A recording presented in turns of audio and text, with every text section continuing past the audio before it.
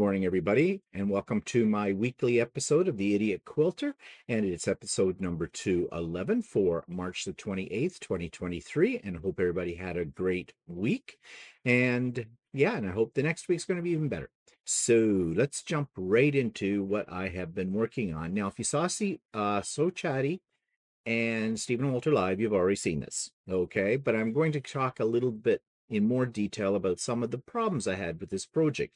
And of course, I'm talking about the Color Splash quilt. Fantastic quilt. The pattern was fairly easy to follow, although there is a lot of little bits and pieces. If you're afraid of cutting strips, this is not the pattern for you. This was a block of the month, and we've been working on it for 8 months. Yeah, I am done with it. I am tired with it.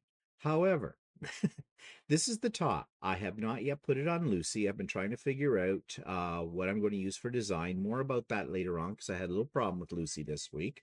The problem is solved, but I'll talk about that in a moment. But back to this quilt. There's a mistake in the bottom. I got a couple of the blocks on the bottom turned upside down so I don't have the symmetry that you need. If you notice, these colored bands, or whatever you want to call them, all go in a certain order to give that radiant effect. It should have been the same down here as at the top up here, but no. Now, I did not notice that, but you know who did? Walter did. And he pointed it out on So Chatty. And that created quite the discussion because I said, well, it's going to be too difficult to take it out now. No one's going to really notice it. And Walter says, I do. And he was being a little pissy about the whole thing, as you can be. Okay. Walter's a very exacting person if you've never figured that one out. And I was just so done with this quilt that I didn't want to even think about trying to take it apart to fix that mistake. But many of you thought that I should. And your reasons were legit. You said, you know, if you've spent this long on this quilt, and it is a beautiful quilt, if I do say so myself, and there's applique in it and the whole bit, this is a showpiece quilt. Even some of you suggested that I enter it in a show. I'm not going to do that. Um, but I am going to hang it in a prominent place. I was asking on Stephen and Walter Live for ideas about it because this is a queen size quilt and I don't want it to go on a bed, and I have no intentions of washing it because I don't want my applique, its raw edge, to fray. Now it shouldn't too much because it's on there with steam seam. It has been stitched with invisible thread, Invisifil. I love Invisifil. That works really well on applique. And so it shouldn't. However, I don't want to take the chance. This is a show quilt, as I said, in the sense that I want to put it on display. But it's big. And I had one idea, but it's not really going to work there. But then someone came up with the idea that we should hang it uh, you know, above our headboard on our bed kind of a thing. Now, I do have 9-foot ceilings in my bedroom, which definitely would help. Um, the headboard would cover the lower third of this, maybe just the lower quarter of it if I hang it up high enough, which is okay. But I have a quilt hanging there already. However, I could move that quilt to my guest bedroom. There's a way to get around that. And hang this one up instead. So that is what I think I'm going to do once I have it quilted and bound and all that kind of thing. But back to the problem. So others of you said, well, it's your quilt, do what you want. But you know, it almost sounded in the background like, yeah, sure, it's your quilt, do what you want. It's not what I would do, but you should do it. Okay.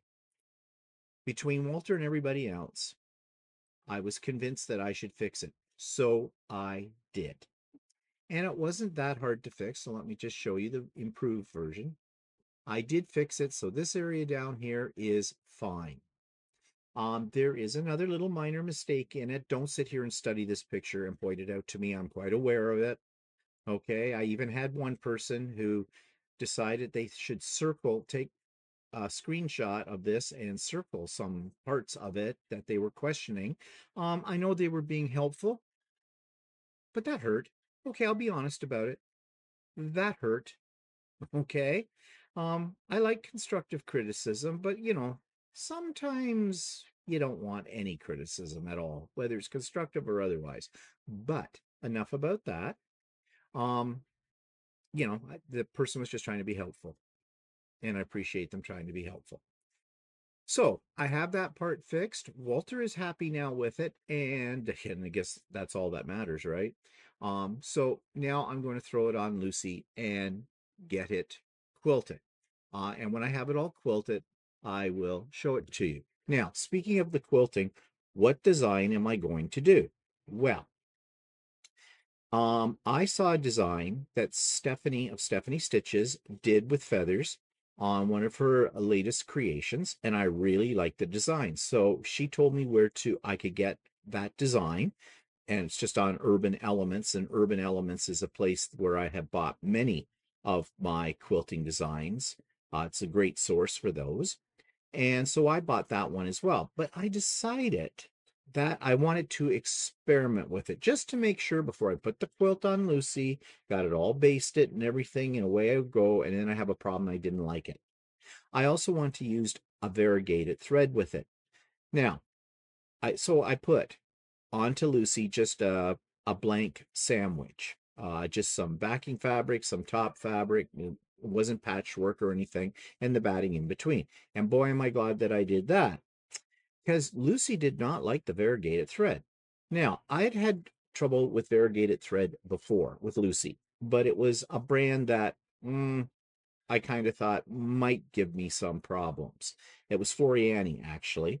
Walter bought me some spools of variegated Floriani thread, and although it says quilting thread on it, I think it would work better in my embroidery machine, and that's fine. I will use it there. I did have one spool of variegated thread by Superior, and Superior is a good name in thread. So I put that on Lucey, and this is back a while ago when I tried that, and no, it just would not cooperate. Now, there is a chance that, just like a domestic sewing machine, certain types of threads or brands of threads may not work with your system. It's a mystery why. They don't, but they don't. So I kind of thought I would resign myself to the fact that I probably couldn't use a variegated thread for whatever reason on Lucey, and I could live with that. But then I was down at Whirls N Swirls, and I was mentioning this to Tracy, the owner of Whirls N Swirls, and she said, "Have you tried Fantastico?" Which is also, I think, by Superior. I said, "No." She says she uses it all the time on her APQS machines, and Lucy is an APQS machine, and she just loves it. Well, I definitely trust Tracy's judgment. Um, she's never steered me wrong, and so I bought some. And I brought it home. And so I decided, after I got this blank sandwich on Lucey, that I'd give it a go. No, thread kept breaking. I checked everything I possibly could. I rethreaded the machine several times. I replaced the needle. I played with tension. And that's where I got into a little hot water, but now I know a lot about tension, okay, and setting it.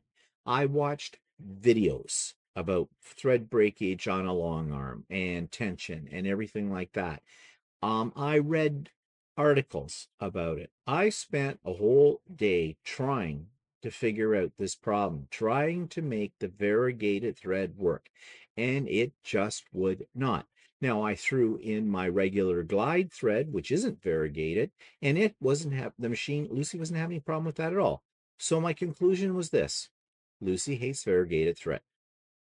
Now, the thing was, Whirls N Swirls had just had a sale, and part of that sale was they had a great price on all of their threads, including Fantastico. And before I figured out that Lucey did not like Fantastico variegated thread, I bought 3 more spools. Now these spools of thread are not cheap. Regular price is like about $19, okay, Canadian. So, you're not talking here a small investment. I was getting them though on sale. I think it was like 30% off or whatever. So there I was. I had a dilemma. I hadn't picked up those threads yet from Tracy, but I'm thinking, okay, do I go in and I tell Tracy, well, Tracy, Lucey hates the variegated thread no matter what I do. So,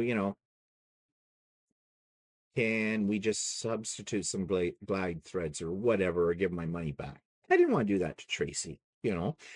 She'd definitely do it for me. She'd give me my money back, everything. I know that. But, you know, I didn't want to put the burden on Tracy for that because she's so good to me. Customer satisfaction is second to none. However, I thought, well, I'll take this spool of thread that I'm having trouble with and I'll just speak to Tracy about it. Maybe there's a trick that she knows that will help me out. And there was. Well, it wasn't really a trick. Tracy took a look at my spool of thread, and I'm so glad. Again, it was Walter's suggestion I do this. Yeah. I gave her the spool of thread I was using, told her what my problem was. She looked at the spool of thread and she goes, there's something not right about this spool of thread. And she's pointing out the bottom of it. She says, this is not wound on the cone correctly. She said, and then we talked about some other things. I learned that I have been threading Lucey since the day I got it. Not wrong, but not the best way. I was following what APQS said to do, and Tracy said, no, no, no, no, no. This is what you should be doing. It was a minor change, but that's how Tracy threads all of her APQS machines, and that works for her. If it's good enough for Tracy, it's good enough for me. So I learned two things. So she gave me a brand new spool of the same thread, variegated color, of Fantastico to try. Brought it home, threaded the machine the way she showed me to thread the machine. Now, the threading wasn't really the problem, but I threaded it the way she did. Set it all up again. Bingo. Worked like a charm. I did several rows of right across and the whole bit of that design I wanted to use. Never had one thread break. Well, it's not true. I did have one thread break, but that was a user problem, not a problem with the thread, and it was easily solved. And bang, just like a charm, looked beautiful. Absolutely beautiful on that. So that's what it was. So yesterday I put a quilt that I had made up of scrap pieces of fabric and some orphan blocks and things. And I decided I would, before again I put the big one on, I would do that entire quilt using variegated thread, the fantastical variegated thread, and the same design that I want to use on the Color Splash quilt. Not one thread break through the entire quilt. It stitched like butter. Yeah. So, simple thing. My thread was breaking because the thread had not been wound at the factory on the cone correctly. Note to self, when putting a new spool of thread on Lucey, examine it. Just see if something doesn't look quite right. So, as I said, I did my experiments. I'm happy with how they've turned out. So my next project is to get Lucey up onto, or not Lucey, but the Color Splash quilt up onto Lucey, all baste it and quilt it, and away I go. Keep my fingers crossed. There'll be no problems with that. Then I can bind it and hang it. And I'll talk more about that when we get to that point. So that was my adventures this week in long arming. Always learning something. And as I said, I learned a lot about adjusting the tension on my machine and what to look for through this whole thing. So, you know, there's a silver lining to this cloud. Okay. So, speaking of Whirls and Swirls, I did order some other things from them. I don't have any pictures of it because it's just backing fabric. But, and you've seen this brand of backing fabric on here before. She had a great sale. She does this every so often. She orders in a whole bunch of these pre-cut packages of fabric. They're called Fit for a Queen. They're 3 meters wide back. I absolutely love that fabric. I love the feel of it, the weight of it. It's fine quality. And when she puts it on sale, it's a pretty good price because you're getting 3 meters of 108-inch quality backing fabric for, I think when it's on sale, regular price is $75. On sale, I think it worked out to something like 63 or something like that. So that's pretty good. given the fact that backing fabrics these days, wide back, are ranging in price anywhere from what I've seen them as cheap as, and it's rare, $24.99 a meter, up to 32, 33, 34. I've even seen it at $35 and $36 a meter. So this is a good price. So I stocked up. I think I bought 5 bundles, all different colors and design of this. And I will do the same thing. The next time she has another sale on it, I will load up again. Because as I said, I absolutely like this brand of backing fabric. And it's called Fit for a Queen. I have no idea who makes it. Just do a search, Google search. You'll probably find it. Okay. Yeah. So that's everything in the quilting department as far as actual quilts go. Some announcements and notes. Tomorrow is Wednesday, so of course we have Sewing with Stephanie and Stephen at 9 a.m. Eastern Standard Time. All are welcome. It is a Zoom, not a YouTube Live. It is a Zoom call. So if you're interested, the link is in the show notes below. Please, when you look at Zoom links in my show notes, and I know sometimes there can be as many as 3 Zoom links there, read what each one is for, because each one is a different link. And I've had a few people click on something like Pop-Up Sew Day link when they meant to go to Sewing with Stephanie and Stephen. Guess what? Can't get there from there. Yeah. So just be sure you're clicking on the right link. Okay. I can't help you much more than that. You got to read. Okay. You just have to read in the show notes. I do not send out announcements about sewing with Stephanie and Stephen like I will for pop-up sew days or for a craft and chat. Okay, because this is just a standard ongoing thing that we've been doing. How long does it last if you've never been there before? I don't know. It depends on what either Stephanie and I are doing on that day. Most of them have been running until about noon lately. Sometimes they've run for the whole day. If I'm in the zone and I'm sewing away and other people want to be there, then I'll just keep going with it. But no guarantees of that. What you will be guaranteed is that we'll be there for a minimum of 90 minutes, an hour and a half. But like I said, I think every one of them, except maybe the first one, has gone pretty much till noon anyways. Okay, so that's tomorrow, Wednesday, 9 a.m. Eastern Standard Time. Okay, other things that are happening. Yeah, let's talk about Craft and Chat. All right. Yeah, next week we're into April. Actually, tail end of this week we start April, do we not? I believe we do. Yes, we do. So that means first Wednesday of the month is next Wednesday, 1 week from tomorrow. So that is Craft and Chat Day. So Craft and Chat begins at 1 p.m. Eastern Standard Time and runs until approximately 5 p.m. Eastern Standard Time, and it's a drop-in. Come sew. So that day is going to be a very full day because I'll have sewing with Stephanie and Stephen, and then I'll switch over to Craft and Chat. Those of you on my Craft and Chat mailing list will, by the end of this week, get your own personalized email invitation to that with the link. For anyone else who's not on it, you can still join us. The link, again, is in the show notes now for it, but it doesn't happen until next Wednesday. So from here on in, every video I make up until that day, the link will be there in the show notes. Okay. If you'd like to be on the mailing list, well, I sound like a broken record here because I've told you this many times before, but there could be some new people out there. My email address is in the show notes. Just send me a note saying you'd like to be on my Craft and Chat mailing list or on my Pop-Up Sew Day mailing list, or both, whichever grabs you. Okay. All right. So let's move on to the spring retreat update. It's full.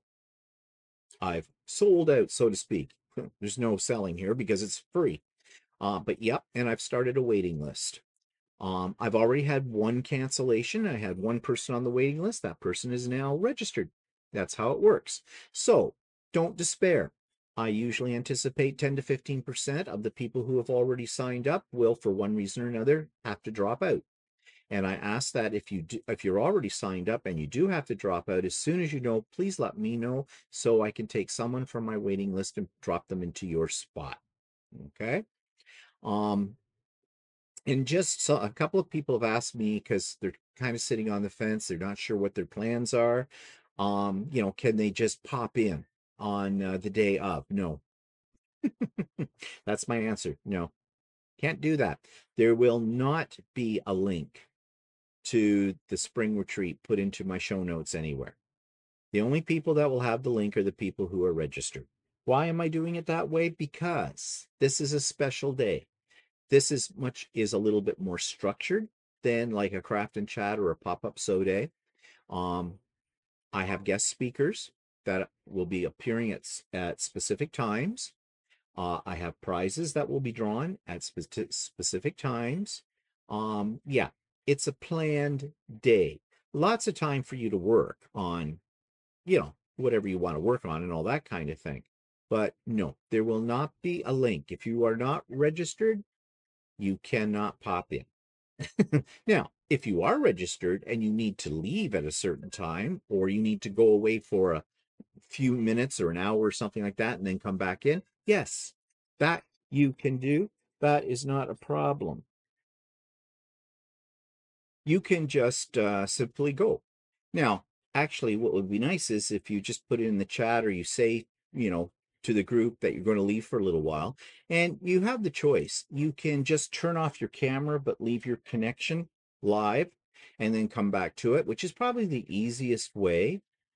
Or you can just go completely out of it and come back in, because the link will be the same. And of course, I'll let you in, no problem with that. But we'll talk about those things more when we get closer to the date. And as we get closer to the date, I will be sending out to everybody who's registered a complete agenda for the day with a few other notes and things. About procedure and whatnot. So not to worry. It's still a ways away. It's not till May the 6th. So anyways, if you want to be on the waiting list, you just send me an email with your full name, first and last, please, real names, and your email address, the one you want to be contacted at, and I will add you to the waiting list. And if someone drops out in the meantime, I will send you a note and say, hi, I have put you into the registration. I've had a dropout. You're on. You're in. Okay? I will keep you informed of everything that happens. So watch your email box. Okay, so that's about the spring retreat. So we're moving on to another topic. I have had many people ask me, when you do in the hoop projects, and they're, a series of what they call tiles, which is kind of like, you see those things over my shoulder at the back, those are all in the hoop projects. They were all done as pieces, and then you put them all together afterwards. They want to know, well, how do you do that? How do you sew those pieces together? So I thought I would show you. I made a little video showing you how that works if you're doing it in the hoop project that needs to be put together. So here's my little video clip about that. I've had people ask me how you sew together the pieces that you've done in the hoop on an in the hoop design. And oftentimes those pieces are done as blocks. So I thought today I would show you how easy it is to line your blocks up. Now, usually on a block, you can see, and you probably can't see it very well on this, but there is an outside border of stitching all the way around this. And you are usually told to cut 1/2 inch away from that when you trim up the block. So you have an extra 1/2 inch of fabric all the way around, which will become your seam. Now, generally, you would do a 1/4 inch seam allowance on a regular quilting project, but in the hoop one, you usually do about a 1/2 inch. But having said that, that's not exactly how you line your pieces up. So you have your pieces, as I have here, these two, and I'm going to put right sides together. And on the back, I can see that outer stitch line that goes all the way around the perimeter of the design. So I'm going to take a straight pin, and what I'm going to do is I'm just going to stick this through the first one, the top block. I'm just going to stick it through the very corner of that stitching. So where these lines meet in the perimeter, and put that through, and I'm going to find the same spot on the other piece and I'm going to stick that pin right there in the corner of those stitching lines. And I'm going to take a second pin and I'm going to do the same thing, but on the other end of the block. Now what I'm doing then is I'm lining these two pieces up. Now, I just push them down. Oops, that one fell out. Usually I do this on a wool pressing mat because I find that that's a little bit easier, but for the sake of this video, I'm doing it right on the extended table of my sewing machine. Okay, so I've got those in there. Now, the two edges may not line up perfectly, but that's okay if I can keep my pins in where I want them. That's okay because you may not have cut straight. And because that's all part of the allowance, the seam allowance, you don't have to worry about that. Okay, so I take a clip, and I should be doing this on a mat, but I keep those pins in there, and then I put a clip in. And now I can clip at either end of each piece. I hope you can see this. And then I take my straight pins out. So now everything is lined up. Now, what I do is there are actually, on most of these pieces, there are two lines of stitching, which I'm sure is very difficult for you to see, but right in here. And what I do is I just simply do a straight stitch right between those two stitching lines down the middle. And I find that that puts everything in the correct alignment. So let me do that. So rather than using my 1/4-inch foot to line it up against the edge of my fabric, I am basically doing it freehand, just lining things up so that my needle is going between those two stitch lines that I just mentioned.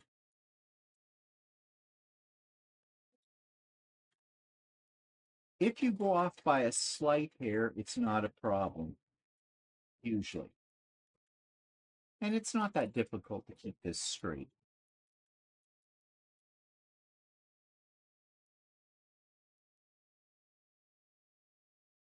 Okay, so now when I open it up,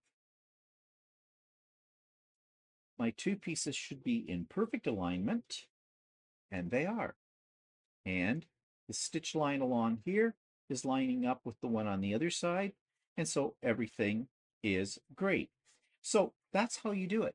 And you would just do the same procedure for all of the blocks that you have, and everything comes together very nicely. Now, yes, on this side, you're going to have a very big seam allowance, which if you're worried about bulk, you can cut a little bit out of the way. I don't worry about it because I usually put a layer of battleizer on top of all of this, so it keeps everything nice and even. And I usually press it the seam open as well.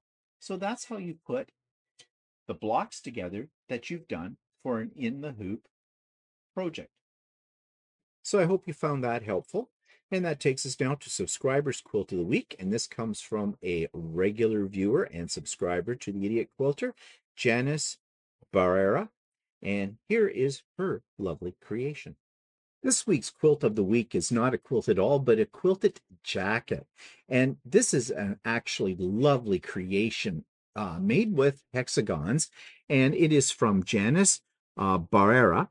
And Janice says, "Hi, Stephen, just sending you a pic of the quilted jacket that I was working on for a couple of your retreats. It was all hand-pieced and machine quilted in a crisscross stitch. Just finished it last night." Well, this is absolutely gorgeous, and just shows you how you can take quilting designs and quilting techniques and make them into something besides a quilt. I love the colors in it. It's very bright, very cheerful, and the hood on it, I think, just finishes it off so nicely. It is obviously, I would say this is for a little girl, if I'm right. I'm not sure. It's hard to tell with the size of it in the picture. Maybe not. Maybe it is a full-size quilt. But either way, it's absolutely lovely. A well-crafted piece of stitchery, I would say. So thank you, Janice, for sharing your wonderful creation with us. So the YouTube channel of the week is one I've come across. I think somebody recommended this one to me, and for the life of me, I can't remember who it was. It's called MerryMabelMarket. This week's YouTube channel is called MerryMabelMarket, and this is one that a subscriber recommended to me, so I did check it out, and it looks very, very interesting. Now you can see here on the videos, there aren't a lot yet. Well, maybe there is. Let's go up to the video section. Yeah, we don't have a lot of videos yet, but it looks like this person only started this channel about 2 months ago, and she already has over 6,000 subscribers. So that says something about the quality of her videos and the interest level that they generate, and that means quite a bit. So let's take a look at what she has to offer. Hassle-free machine binding. Well, we all can use a refresher, or if you're new, binding is something that you find very complicated, probably. So she takes the mystery out of that.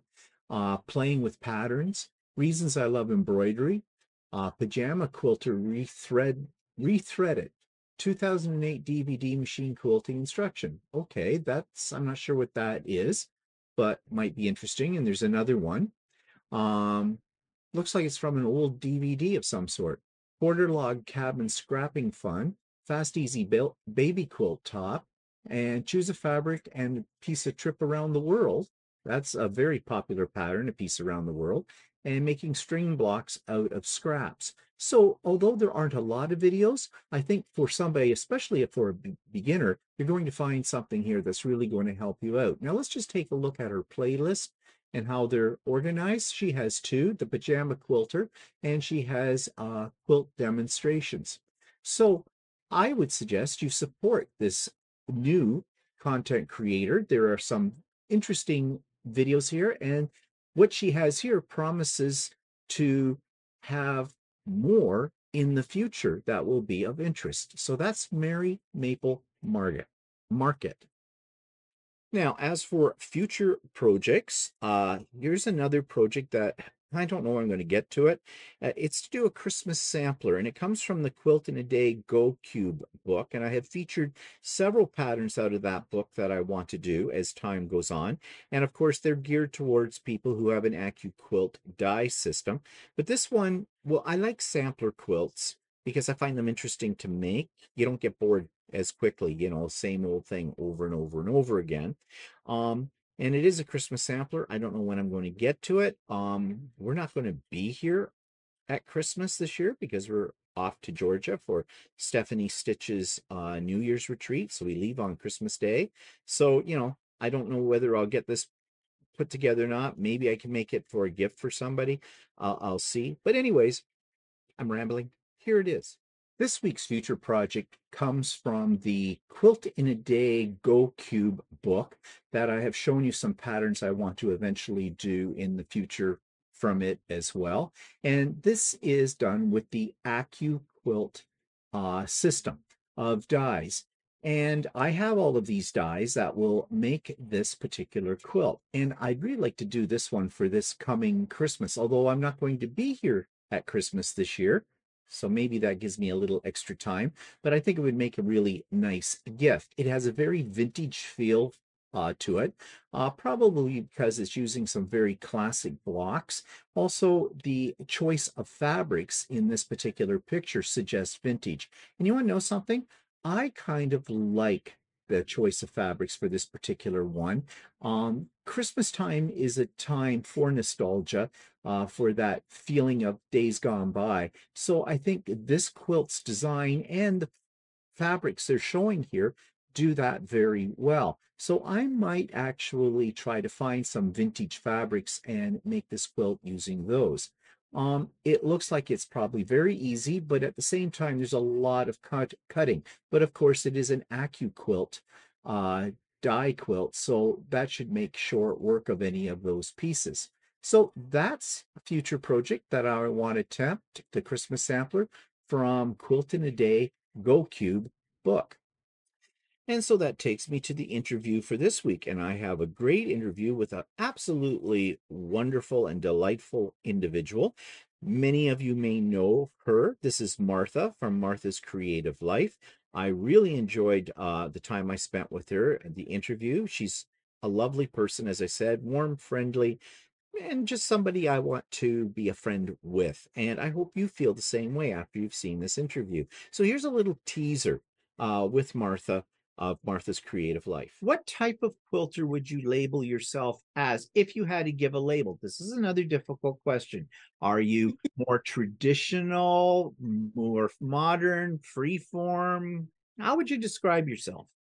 Well, recently Donna interviewed me, and she asked me that question, and I'm like, "Oh, I'm traditional. I love traditional quilts." And then uh, when I was preparing for our interview, I'm like, "That was one of your questions," and I'm like, "You know what? I'm not. I am a traditional, but yet you put in there, are you a free form?"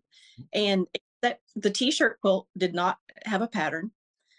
All the quilt tops that I have that I need to quilt, Right? they're from patterns. I just took fabric and started putting it together. So maybe I'm a traditional free form. Yes, we can.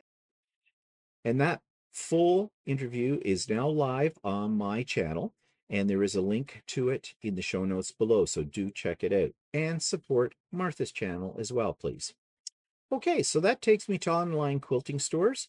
This one is called, I think this was recommended to me by one of my subscribers, and it's one that's not that far away from me, so it might be something I want to do a little day trip to at some point when the weather gets a little nicer here. We'll see, but it's called Hobby Horse Quilt Shop. This week's online quilt store is called the Hobby Horse Quilt Shop, and this is in my own backyard. It's in a place called Georgetown, Ontario, which is not all that far from me. So this might be worth a little trip one day to check it out. So let's see what they have to offer. This is their front page of the Hobby Horse Quilt Shop, and let's see, they are showing some highlights of fabrics that they have in store. They have some featured products, which are all quilt kits. New rented lips here. New products. Again, quilt kits, recent posts. So they've got some sort of like a vlog, different articles about different things. And then general information at the bottom. Okay, let's jump right in to their fabric and see what they have to offer. So in their pull down menu for this, they have it all listed by manufacturers. So we have Northcott, we have Figo, Freckle and Lolly, never heard of them. Henry Glass, Banyan Batiks, uh, Bent Art Text. I have a hard time saying that word. Cherish, Maywood Studios. So they have a fair number to pick from. So let's try one of my favorites, Northcott. And they list this by the name of the line. And they have their wide backs embedded probably within each type of fabric or each manufacturer. So let's take a look at price wise. Okay, panels. This is small floral green multi 865. I imagine that that's probably a half meter. Okay, where do I find that information? Width, I'm assuming 865 would be half a meter, which would put it at about a little over $17, close to $18 a meter. I kind of wish they had mentioned that though. Maybe they do somewhere else, but not here. Let's just go back and see if there is some general information about that. 865 seems to be for a half meter the going price. Oh, 895 here. So it looks like it may vary. Let's see. Do they have anything higher than 895 a half meter? That's a panel, so that's a little more expensive. It looks like it ranges from 865 to 895 a half meter, which when you work that out to a meter is not bad. Okay, so let's see, what other things do they have to offer here? Do we have a lot? Okay, don't know why that's bouncing down like that. Hmm,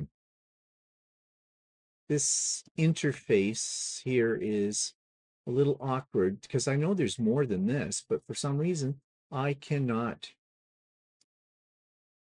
move the page any more than that. So that's not very good.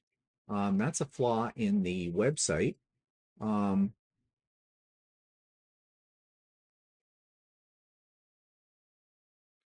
okay. See, it clicks back over.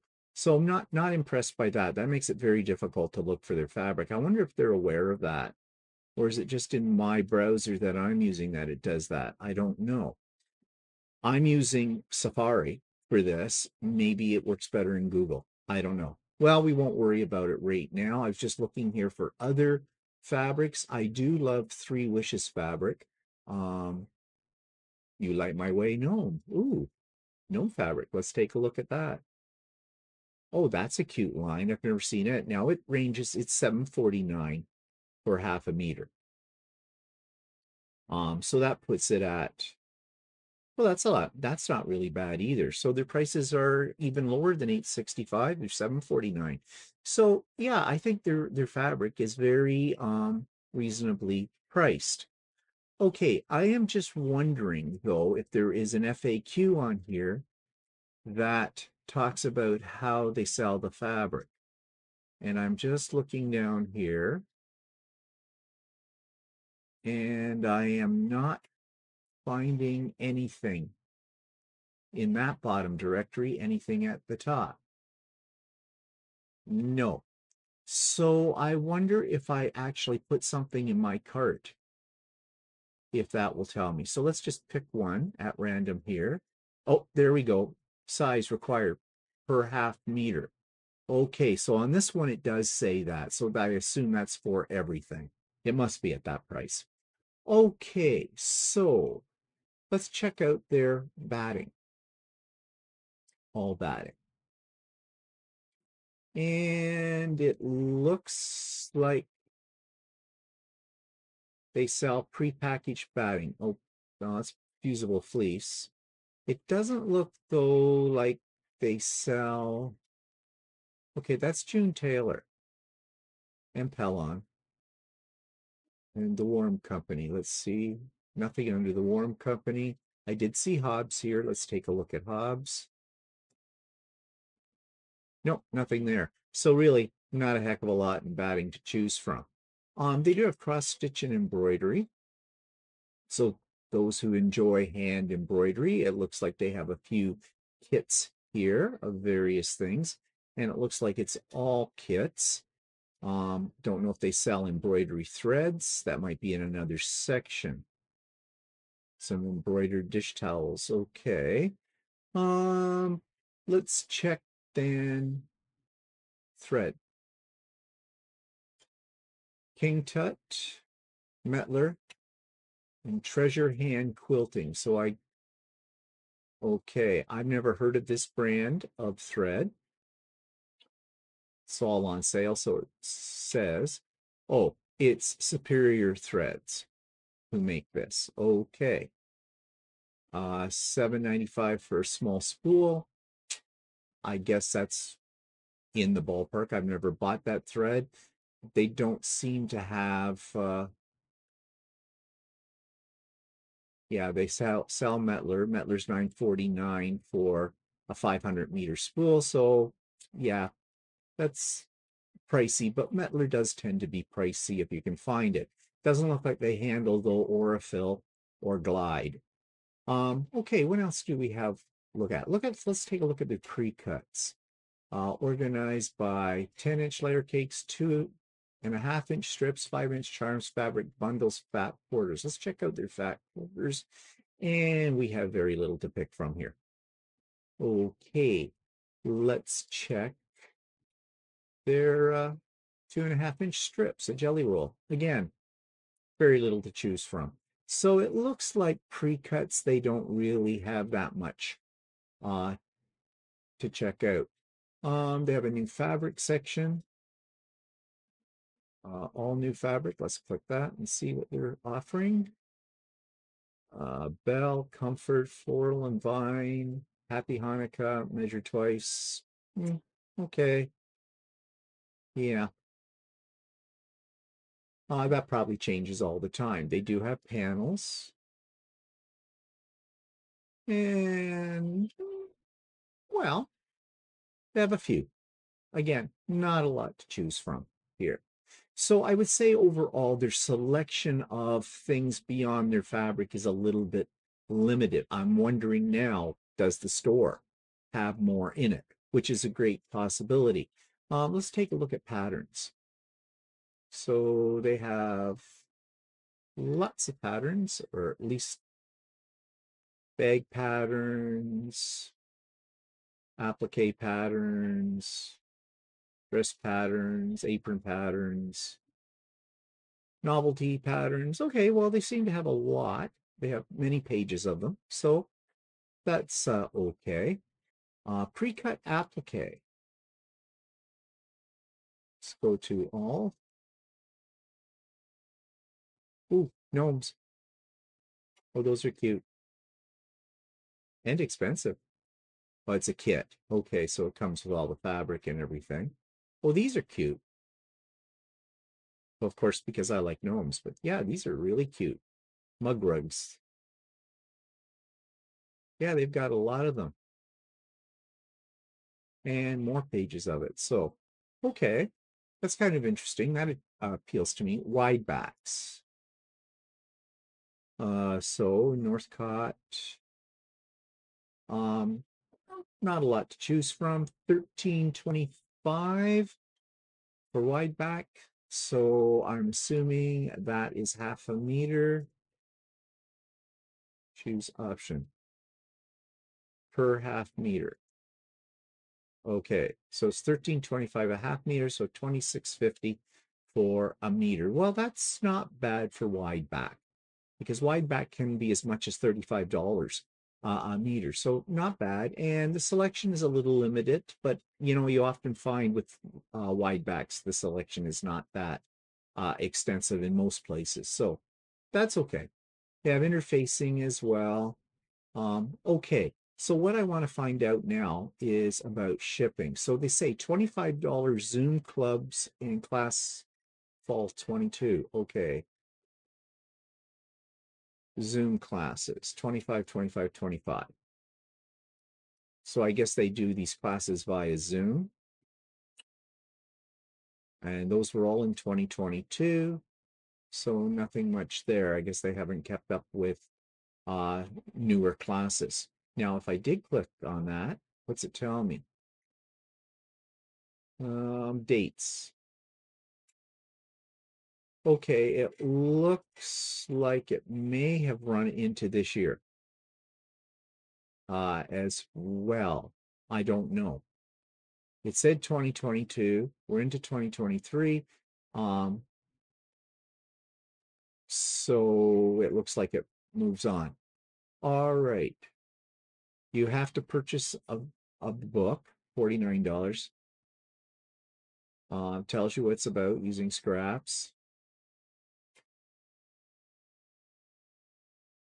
Um, Online registration began on September 6th. In-store registration November 6th. For the first class, okay, this must be an ongoing class then.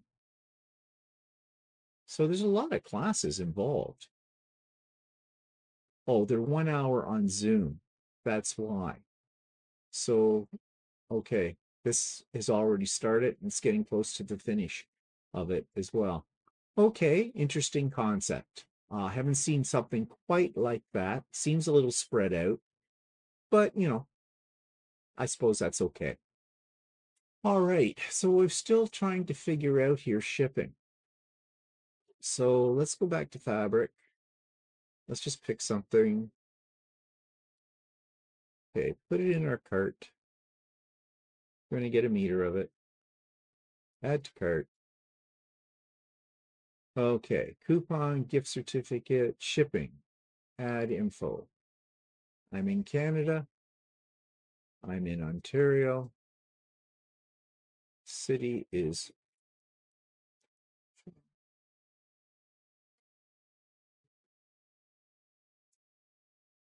estimate shipping.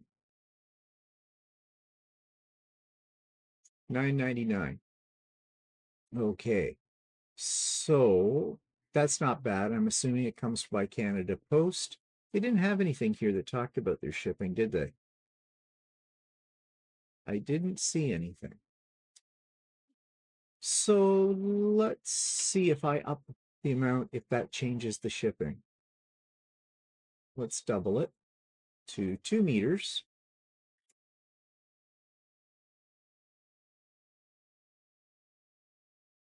And before it was $9.99.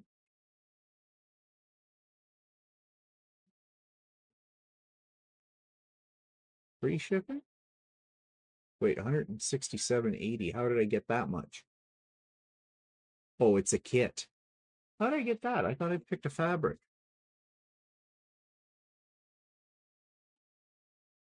Let's get rid of that. Try this again. Fabric.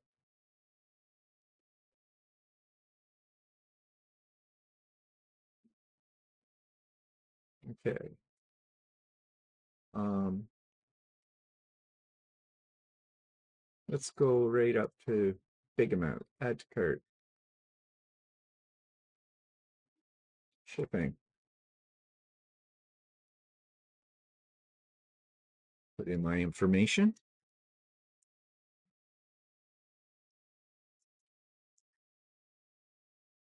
and estimate. Still $9.99. So I guess it's like a flat rate shipping. I don't know if they offer free shipping on certain orders. It doesn't say. So we'll get rid of that. So what is my overall impression of the Hobby Horse Quilt Shop? Well, I think this might be a one that I would rather see in person. They don't have any pictures of the quilt shop, do they? Doesn't look like it. So yeah, I don't know if I'd be ordering from them online unless there was something here that I couldn't get somewhere else, because their prices are not unreasonable. They're not the best in the world, but they're not unreasonable. Oh, they do have free shipping on orders over $100. Okay, that's good.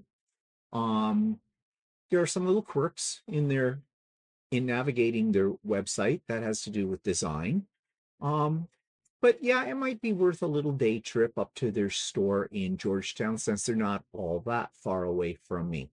So that's the Hobby Horse Quilt Shop. So that brings me to the end of another episode of the Idiot Quilter. And again, some reminders. So with Stephanie and Stephen tomorrow morning, 9 a.m. Link in the show notes. I told you all about the waiting list set up for my spring retreat on May the 6th. Craft and Chat next week, next Wednesday, starting at 1 p.m. Eastern Standard Time. Link is in the show notes as well. And one last thing. Later today, I'm being interviewed. The tables are being turned on me. I interviewed Amanda from Not Your Granny's Quilt Show. That interview was up last week. I think that was when I put it up. And she has requested that she does an interview with me. So yeah, today I'm going to be interviewed. So I'm a little nervous. Yeah, believe it or not, I am. Usually I'm the one doing the interviewing. I'm not the interviewee. So anyways, we'll see how that turns out. And whenever Amanda, if she decides to publish it, when it goes up, I'll be sure to let you know as well. So that's it for me this week. I've got a ton of things to do here today. Most of them involve quilting, of course. And so I hope you're going to have a very creative and busy week too, but busy in a positive way. And tune in for So Chatty on Friday and Stephen and Walter live on Sunday. And we'll see you later. Bye for now.